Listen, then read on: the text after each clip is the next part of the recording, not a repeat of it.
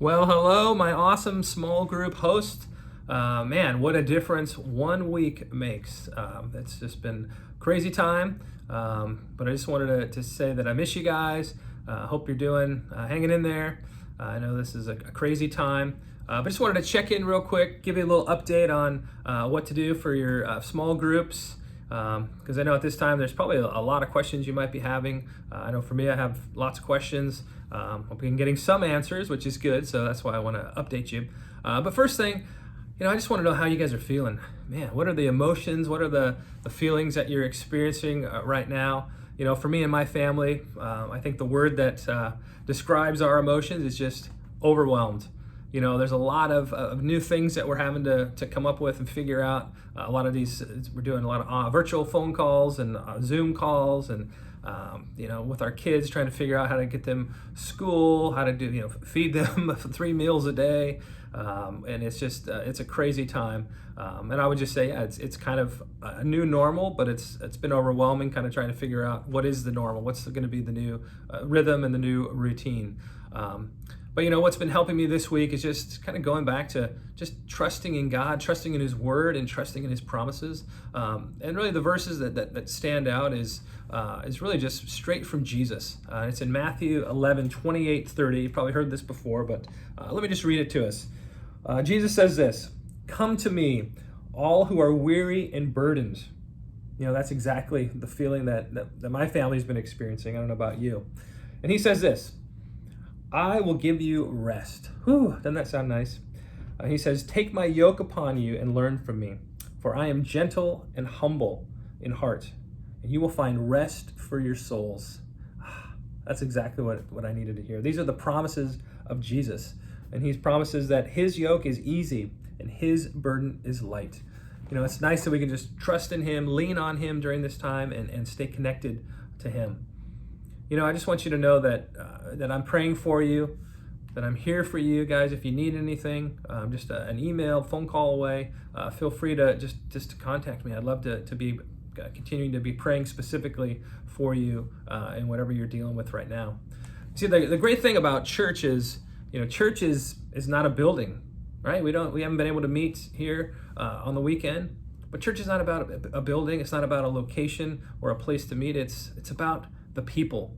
And as a church, as a Saddleback church, look, small groups is super vital, super important to what we do. And that's, I think at this time, it's really become clear that small groups are really important. It's really the way that the church can remain being the church, even when the building gets closed down. So really what I want to do is just update you on what are some things that small groups are supposed to do. And I would say this: number one is just to have grace. During this time, we have grace for you as a host, as we're trying to figure this stuff out. Have grace for the people in your group as well. I would also suggest this: just make sure that you're continuing to watch the services on the weekends. They're getting uploaded on Saturday at 4 o'clock, but again, you can watch them all throughout the week. But continue to stay up on all the messages that Rick has for us. He's actually starting a new series this week on in the book of James, and it's going to really speak to the heart of some of the emotions and feelings and frustrations we might be dealing with, and just give us some real world application to be able to rely on to get us through this crazy time.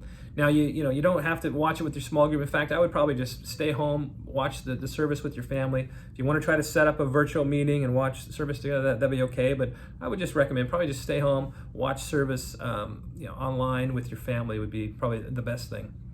And then also, probably one of the most important things that I would want every host to do is just stay connected during the week to your small group, to the people in your small group. If you've already got a weekly time that you've been meeting, I would just say continue that.